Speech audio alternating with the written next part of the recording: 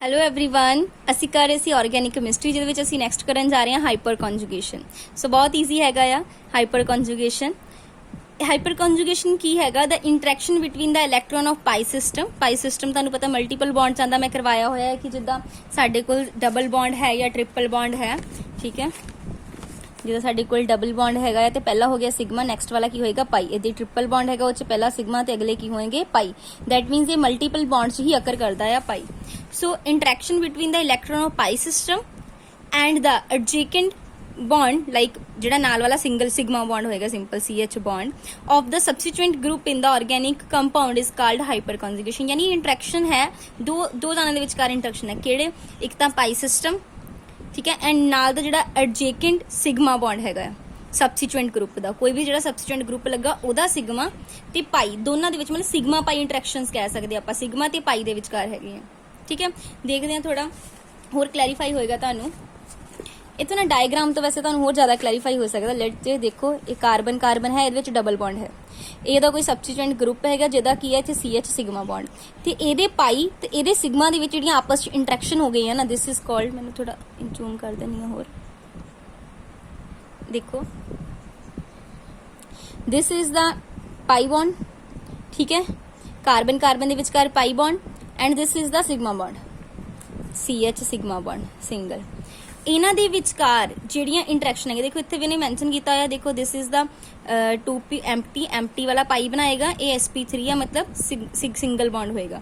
ਸੋ ਜਦੋਂ ਪਾਈ ਤੇ ਨਾਲ ਦੇ ਸਿਗਮਾ ਬੌਂਡ ਦੇ ਵਿਚਕਾਰ ਨਾਲ ਦਾ ਜਿਹੜਾ ਨੇਬਰਹੁੱਡ ਤੇ ਐਡਜੈਕੈਂਟ ਕਾਰਬਨ ਕਿ ਅਸੀਂ ਨਾਲ ਦੀ ਕਾਰਬਨ ਕਿਸੇ ਸਬਸਟੀਟਿਊਐਂਟ ਗਰੁੱਪ ਦੀ ਨਾਲ ਦੀ ਕਾਰਬਨ ਜਿਹੜੀ ਹੈਗੀ ਆ ਉਹਨਾਂ ਦੇ ਵਿਚਕਾਰ ਜਿਹੜੀਆਂ ਇੰਟਰੈਕਸ਼ਨਸ ਹੁੰਦੀਆਂ ਆਪਸ ਦੇ ਵਿੱਚ ਬੌਂਡਿੰਗ ਹੈਗੀ, that is called hyper conjugation. So clear ਹੈ ਹਾਈਪਰ ਕੰਜੂਗੇਸ਼ਨ ਕਿਹਦੇ ਵਿੱਚ ਆ? ਪਾਈ ਤੇ ਨਾਲ ਦੇ ਸਿਗਮਾ ਐਡਜੈਕੈਂਟ ਕਾਰਬਨ ਦੇ ਸਿਗਮਾ CH ਬੌਂਡ, ਇਹਨਾਂ ਦੇ ਵਿਚਕਾਰ ਜਿਹੜੀਆਂ ਇੰਟਰੈਕਸ਼ਨਸ ਹੈਗੀਆਂ ਇਹਦੇ ਤੇ ਇਹਦੇ ਵਿਚਕਾਰ, this is called hyper conjugation ਨੂੰ ਸਿਗਮਾ ਪਾਈ ਹਾਈਪਰ ਕੰਜੂਗੇਸ਼ਨ ਵੀ ਕਹਿੰਦੇ ਆ। So this is the first concept ਹੈਗਾ ਆ ਹਾਈਪਰ ਕੰਜੂਗੇਸ਼ਨ ਦਾ, ਠੀਕ ਹੈ। ਇਹ ਜਿਹੜਾ ਡਿਵੈਲਪ ਕੀਤਾ ਗਿਆ ਸੀ ਬਾਏ ਦਾ ਬੀਕਰ ਐਂਡ ਨਾਥਨ, ਸੋ ਇਸ ਕਰਕੇ ਇਹਨੂੰ ਅਸੀਂ ਬੀਕਰ ਐਂਡ ਨਾਥਨ ਇਫੈਕਟ ਵੀ ਕਹਿੰਦੇ ਆ, ਠੀਕ ਹੈ, ਬੀਕਰ ਐਂਡ ਨਾਥਨ ਇਫੈਕਟ। ਸੋ ਇਹਦੇ ਵਿੱਚ ਨਾ ਅੱਗੇ ਡਾਇਗਰਾਮਸ ਥੋੜੀਆਂ ਜਿਹੀਆਂ ਡਰਾ ਕੀਤੀਆਂ, ਵੇਟ ਇਹ ਦੇਖੋ। ਹੁਣ ਦੇਖੋ ਜਿੱਦਾਂ ਫॉर एग्जांपल ਉਹਨੇ एग्जांपल ਲਈ ਹੈ ਸਾਡੇ ਕੋਲ, ਦੇਖੋ ਮੈਂ ਡਰਾ ਕਰਕੇ ਵਾਸਤੇ ਤੁਹਾਨੂੰ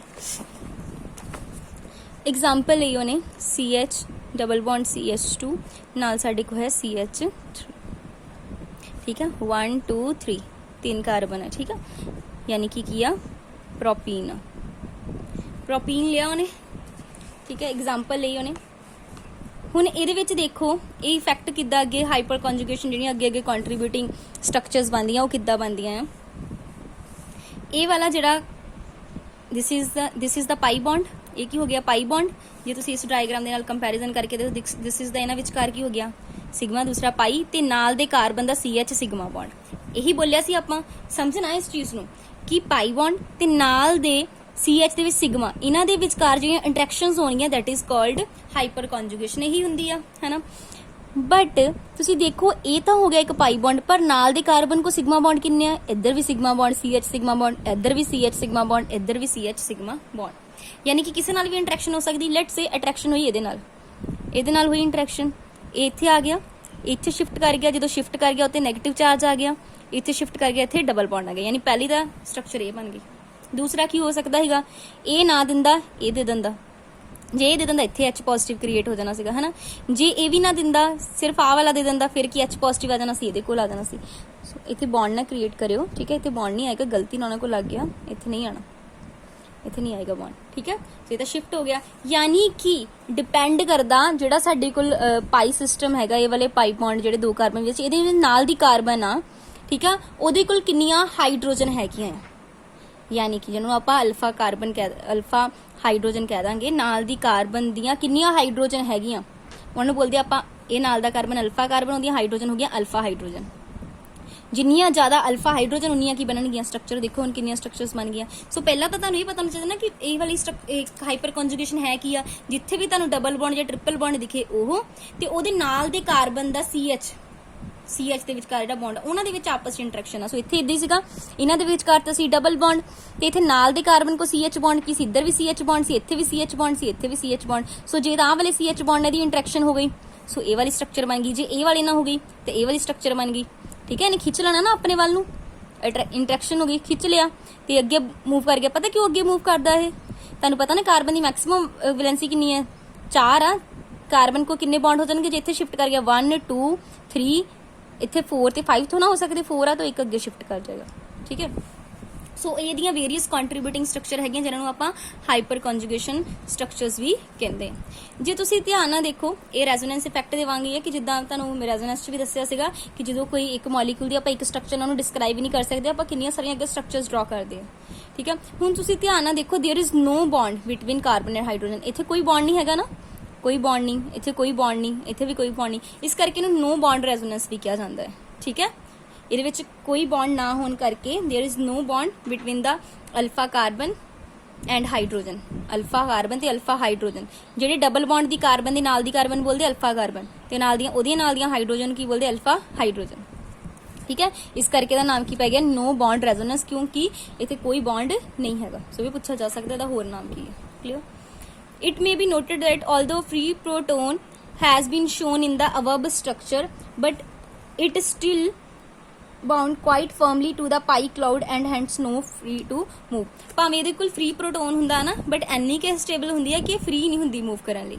ਠੀਕ ਹੈ, ਕਿ ਜਿਹੜੇ ਮਤਲਬ ਆ ਪਾਈ ਕਲਾਊਡ ਕੀ ਹੁੰਦੇ ਆ, ਜਿਹੜੇ ਪਾਈ ਬੌਂਡ ਆ ਨਾ ਜਿਹੜੇ ਕਲਾਊਡਸ ਬਣਦੇ ਉਹ ਪਾਈ ਕਲਾਊਡ ਦੇ ਕਾਰਨ ਇਹ ਮੂਵ ਕਰਨ ਲਈ ਫ੍ਰੀ ਨਹੀਂ ਹੁੰਦੀ ਹੈਗੀ। ਠੀਕ ਹੈ, ਦੂਸਰਾ ਇੱਕ ਇਹ ਵੀ ਧਿਆਨ ਰੱਖਣਾ, ਉਨੀਆਂ ਸਟਰਕਚਰਸ ਬਣਨਗੀਆਂ ਜਿੰਨੀਆਂ ਅਲਫਾ ਹਾਈਡਰੋਜਨਸ ਹੋਣਗੀਆਂ।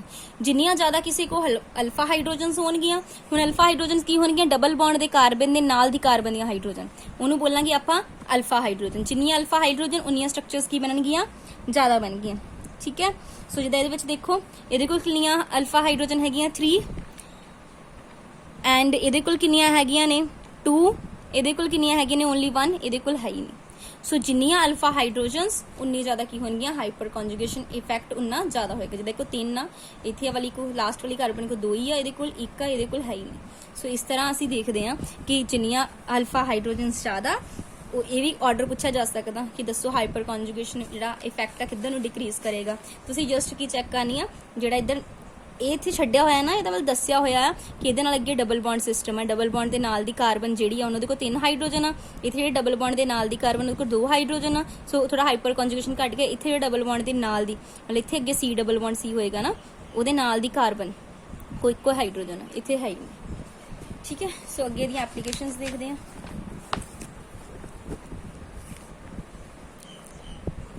Since the hyperconjugation is very useful in explaining the stability of organic molecule, देखो organic molecule ਦੀ ਨਾ stability ਦੱਸਣ ਲਈ ਇਹ ਬਹੁਤ helpful ਹੈਗੀ ਆ। First, shortening of carbon single bond adjacent to multiple bond। ਹੁਣ ਹੁੰਦਾ ਕੀ ਆ, ਜਿਹੜਾ ਪ੍ਰੋਪੀਨ ਦੀ ਆਪਾਂ ਗੱਲ ਕਰੀਏ, ਇਨ ਪ੍ਰੋਪੀਨ ਹੁਣੇ ਅਸੀਂ ਬਣਾਈਆਂ ਸੀ ਉਹਦੀਆਂ, the carbon bond adjacent to double bond, ਯਾਨੀ ਡਬਲ ਬੌਂਡ ਦੇ ਨਾਲ ਜਿਹੜਾ ਕਾਰਬਨ ਆ acquire some double bond character, ਉਹਦੇ ਕੋਲ ਡਬਲ ਬੌਂਡ ਕਰੈਕਟਰ ਆ ਗਿਆ। ਠੀਕ ਹੈ, ਡਬਲ ਬੌਂਡ ਕਰੈਕਟਰ ਆ ਮਤਲਬ ਉਹਦੀ ਬੌਂਡ ਲੈਂਥ ਥੋੜੀ ਸ਼ਾਰਟਨਿੰਗ ਹੋ ਗਈ। ਤੁਸੀਂ ਦੇਖਿਆ ਜਿਹੜਾ ਇੱਥੇ ਤੁਹਾਨੂੰ ਦਿਖਾਉਂਦੀ ਹਾਂ, ਇੱਥੇ ਬਣੀਆਂ ਹੋਈਆਂ ਸੌਰੀ ਇਹਦੀਆਂ ਸਟਰਕਚਰਸ। ਜਦੋਂ ਆਪਾਂ ਦੇਖਿਆ ਇੱਥੇ ਇਹ ਵਾਲੇ ਸੀ ਪਹਿਲਾਂ ਇਹਨਾਂ ਕੋਲ ਕਾਰਬਨ ਦੇ ਵਿੱਚ ਡਬਲ ਬੌਂਡ ਸੀ, ਬਟ ਜਦੋਂ ਹਾਈਪਰ ਕੰਜੂਗੇਸ਼ਨ ਸਟਰਕਚਰ ਹੋਈ ਇਹ ਵਾਲੀ ਕਾਰਬਨ ਕੋਈ ਥੋੜਾ ਡਬਲ ਬੌਂਡ ਕਰੈਕਟਰ ਆ ਗਿਆ, ਜਿਹਦੇ ਕਰਕੇ ਇਹਦੀ ਲੈਂਥ ਦੀ ਥੋੜੀ ਸ਼ਾਰਟਨਿੰਗ ਹੋ ਗਈ। ਠੀਕ ਹੈ, ਡਿਊ ਟੂ ਹਾਈਪਰ ਕੰਜੂਗੇਸ਼ਨ ਆਪਾਂ ਕੀ ਦੇਖਿਆ, the bond length of carbon between C2 and C3, this is 2 and 3। C2 ਤੇ C2 ਇਨ ਪ੍ਰੋਪੀਨ is 149 ਪਿਕੋਮੀਟਰ। ਜਿਹੜੀ ਨਾਰਮਲ ਜਿਹੜੀ ਕਾਰਬਨ ਬੌਂਡ ਲੈਂਥ ਹੁੰਦੀ ਹੈ ਨਾ ਸਿੰਗਲ, ਦੈਟ ਇਜ਼ 154 ਹੁੰਦੀ ਆ, ਬਟ ਇਹਦੇ ਕੋਲ ਥੋੜਾ ਜਿਹਾ ਡਬਲ, ਇੱਥੋਂ ਇਹ ਵਾਲਾ ਸਿੰਪਲ ਸੀ ਪ੍ਰੋਪੀਨ ਜੋ ਇਸ ਕਾਰਬਨ ਦੇ ਵਿੱਚ 154 ਪਿਕੋਮੀਟਰ ਸੀ ਬੌਂਡ ਲੈਂਥ, ਬਟ ਹਾਈਪਰ ਕੰਜੂਗੇਸ਼ਨ ਦੇ ਕਾਰਨ ਦੇਖੋ ਇਹਦੇ ਕੋਲ ਥੋੜਾ ਜਿਹਾ ਡਬਲ ਬੌਂਡ ਕਰੈਕਟਰ ਆ ਗਿਆ, ਜਿਹਦੇ ਕਰਕੇ ਇਹਦੀ ਬੌਂਡ ਲੈਂਥ ਥੋੜੀ ਘਟ ਗਈ, ਦੈਟ ਇਜ਼ 149 ਪਿਕੋਮੀਟਰ ਹੋ ਗਈ। ਠੀਕ ਹੈ, ਸੋ ਪਹਿਲਾਂ ਤਾਂ ਸ਼ਾਰਟਨਿੰਗ ਆ ਜਾਂਦੀ ਹੈ ਡਬਲ ਬੌਂਡ ਦੇ ਜੋ ਬੌਂਡ ਲੈਂਥ ਆ ਉਹਦੇ ਵਿਚਕਾਰ। ਕਲੀਅਰ? ਸੋ ਪਹਿਲੀ ਤਾਂ ਉਹਨੇ ਇਹੀ ਗੱਲ ਦੱਸੀ ਆ। ਦੂਸਰਾ ਉਹਨੇ ਦੱਸਿਆ ਹੋਇਆ ਆ ਰਿਲੇਟਿਵ ਸਟੇਬਿਲਿਟੀ ਆਫ ਮਿਥਾਈਲੇਟਡ ਐਲਕੀਨ। ਮਿਥਾਈਲੇਟਡ ਜਿਹਨਾਂ ਨਾਲ ਮਿਥਾਈਲ ਲੱਗਾ ਹੋਇਆ CH3CH3, ਠੀਕ ਹੈ, ਮਿਥਾਈਲੇਟਡ ਐਜ਼ ਅ ਸਬਸਟੀਟਿਊਐਂਟ।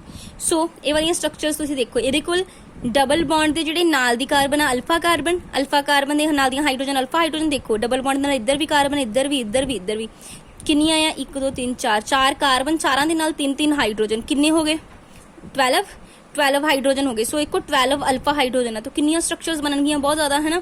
ਇਹਦੇ ਕੋਲ ਕਿੰਨੀਆਂ ਰਹਿ ਗਈਆਂ 3 9 ਹੋ ਗਏ, ਇਹਦੇ ਕੋਲ ਸਿਰਫ 9 ਹੈ। ਡਬਲ ਬੌਂਡ ਦੇ ਨਾਲ ਦੀ ਕਾਰਬਨ ਹੀ ਸੀ ਅਲਫਾ ਕਾਰਬਨ, ਸੋ ਅਲਫਾ ਕਾਰਬਨ ਦੇ ਨਾਲ ਦੀਆਂ ਹਾਈਡਰੋਜਨ ਅਲਫਾ ਹਾਈਡਰੋਜਨ। ਸੋ ਇਹਦੇ ਕੋਲ 3 ਆ, 3 6 3 9 ਆ ਸਿਰਫ, ਹੈ ਨਾ। ਇਹਦੇ ਕੋਲ ਸਿਰਫ 6 ਹੋ ਗਈਆਂ, ਇਹਦੇ ਕੋਲ ਕਿੰਨੀਆਂ ਰਹਿ ਗਈਆਂ 3। ਸੋ ਇੱਧਰ ਨੂੰ ਹਾਈਪਰ ਕੌਨਜੂਗੇਸ਼ਨ ਕੀ ਕਰ ਰਹੀ ਆ, ਘਟ ਰਹੀ ਆ, ਠੀਕ ਹੈ। ਤੇ ਇੱਕ ਗੱਲ ਯਾਦ ਰੱਖਿਓ, ਜਿੰਨੀਆਂ ਜ਼ਿਆਦਾ ਇਹ ਵਾਲੀਆਂ ਸਟਰਕਚਰਸ ਬਣਨਗੀਆਂ ਉਨੀ ਉਹਦੀ ਸਟੇਬਿਲਿਟੀ ਹੋਏਗੀ, ਠੀਕ ਹੈ। ਇੱਕ ਗੱਲ the order of stability because greater the number of contributing structure cause greater larger delocalisation and hence stability of alkene. So ਆਪਾਂ ਦੇਖੀਏ ਨਾ, ਜੋ ਸਭ ਤੋਂ ਜ਼ਿਆਦਾ ਸਟੇਬਿਲਿਟੀ ਕਿਹਦੀ ਹੋਏਗੀ, ਇਹਦੀ ਹੋਏਗੀ ਨਾ, ਕਿਉਂਕਿ ਇਹਦੇ ਕੋਲ ਸਭ ਤੋਂ ਜ਼ਿਆਦਾ ਕੀ ਬਣੀਆਂ ਹੈਗੀਆਂ ਆ, ਕੰਟਰੀਬਿਊਟਿੰਗ ਸਟਰਕਚਰ ਸਭ ਤੋਂ ਜ਼ਿਆਦਾ ਬਣਨਗੀਆਂ।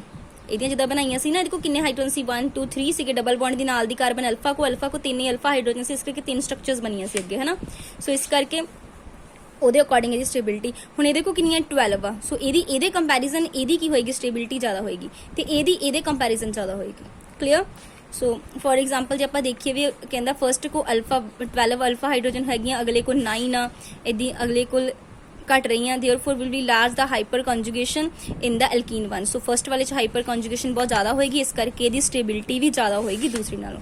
ਪੇਪਰ 'ਚ ਤੁਹਾਨੂੰ ਕੁਐਸਚਨ ਕਿੱਦਾਂ ਆ ਸਕਦਾ, ਤੁਹਾਨੂੰ ਇੱਕ ਸਟਰਕਚਰ ਦੇ ਦੇਗਾ, ਪੁੱਛੇਗਾ ਦੱਸੋ ਕਿਹੜੀ ਸਟੇਬਿਲਿਟੀ ਜ਼ਿਆਦਾ, ਤੁਸੀਂ ਕੰਜੂਗੇਸ਼ਨ ਹਾਈਪਰ ਕੰਜੂਗੇਸ਼ਨ ਤੋਂ ਵੀ ਦੱਸ ਸਕਦੇ ਹੋ। ਜਾਂ ਵੀ ਪੁੱਛ ਸਕਦਾ ਆ ਕਿ ਅਲਫਾ ਹਾਈਡਰੋਜਨ ਦੇ ਵਧਣ ਨਾਲ ਕੰਜੂਗੇਸ਼ਨ ਵੱਧਦੀ ਆ ਕਿ ਘਟਦੀ ਆ। ਜਿੰਨੇ ਅਲਫਾ ਹਾਈਡਰੋਜਨ ਜ਼ਿਆਦਾ ਉਨੀਆਂ ਕੰਟਰੀਬਿਊਟਿੰਗ ਸਟਰਕਚਰ ਜ਼ਿਆਦਾ, ਜਿੰਨੀਆਂ ਕੰਟਰੀਬਿਊਟਿੰਗ ਸਟਰਕਚਰ ਜ਼ਿਆਦਾ ਉਨੀ ਸਟੇਬਿਲਿਟੀ ਵੀ ਕੀ ਹੋਏਗੀ, ਜ਼ਿਆਦਾ। ਕੋਈ ਨਾ ਕੋਈ ਕੰਪਾਊਂਡ ਦੇ ਦੇਗਾ ਇਦਾਂ ਦਾ, ਬਸ ਤੁਸੀਂ ਕੀ ਚੈੱਕ ਕਰਨਾ, ਜਿਹੜੇ ਵੀ ਡਬਲ ਬੌਂਡ ਦੀਆਂ ਕਾਰਬਨ ਆ ਨਾ, ਜਿੱਦਾਂ ਡਬਲ ਬੌਂਡ ਦੀਆਂ ਕਾਰਬਨ ਆ, ਉਹਦੇ ਨਾਲ ਦੀ ਕਾਰਬਨ ਦੇਖਣੀ, ਉਹ ਕੋ ਹਾਈਡਰੋਜਨ ਕਿੰਨੀਆਂ, ਠੀਕ ਆ। ਉਹਦੇ ਨਾਲ ਦੀ ਕਾਰਬਨ ਦੇਖਣੀ ਆ ਤੁਸੀਂ। ਹੁਣ ਇਹਦੇ ਡਬਲ ਬੌਂਡ ਦੀ ਕਾਰਬਨ ਦੇ ਨਾਲ 4 ਕਾਰਬਨ ਸੀ, ਇੱਥੇ ਸਿਰਫ ਡਬਲ ਬੌਂਡ ਦੀ ਇਹ ਵੀ ਕਾਰਬਨ, ਇਹ ਵੀ ਕਾਰਬਨ, ਇਹ ਕਾਰਬਨ ਤੋਂ ਤਾਂ ਅੱਗੇ ਕੋਈ ਕਾਰਬਨ ਹੈ ਹੀ ਨਹੀਂ। ਇਹ ਵਾਲੀ ਕਾਰਬਨ ਕੋ ਨਾਲ ਇੱਕ ਕਾਰਬਨ ਸੀ, ਉਹਦੀਆਂ ਹਾਈਡਰੋਜਨ ਦੇਖੀਆਂ ਕਿੰਨੀਆਂ ਸੀ 3, 19 ਸਟਰਕਚਰਸ ਬਣਨੀਆਂ। ਇਹਦੇ ਵਿੱਚ 12 ਅਲਫਾ ਹਾਈਡਰੋਜਨ ਆ, ਯਾਨੀ ਡਬਲ ਬੌਂਡ ਦੀ ਇਹ ਵਾਲੀ ਕਾਰਬਨ ਕੋ ਵੀ ਇੱਧਰ 2 ਅੱਗੇ ਕਾਰਬਨ ਲੱਗੀਆਂ, ਡਬਲ ਬੌਂਡ ਦੀ ਇਹ ਕਾਰਬਨ ਕੋ ਵੀ ਇੱਧਰ ਅੱਗੇ 2 ਕਾਰਬਨ ਲੱਗੀਆਂ, ਤੇ ਸਾਰਿਆਂ ਨੂੰ 3 ਹਾਈਡਰੋਜਨ। ਸੋ ਕਿੰਨੇ ਹੋ ਗਏ 12, ਠੀਕ ਹੈ।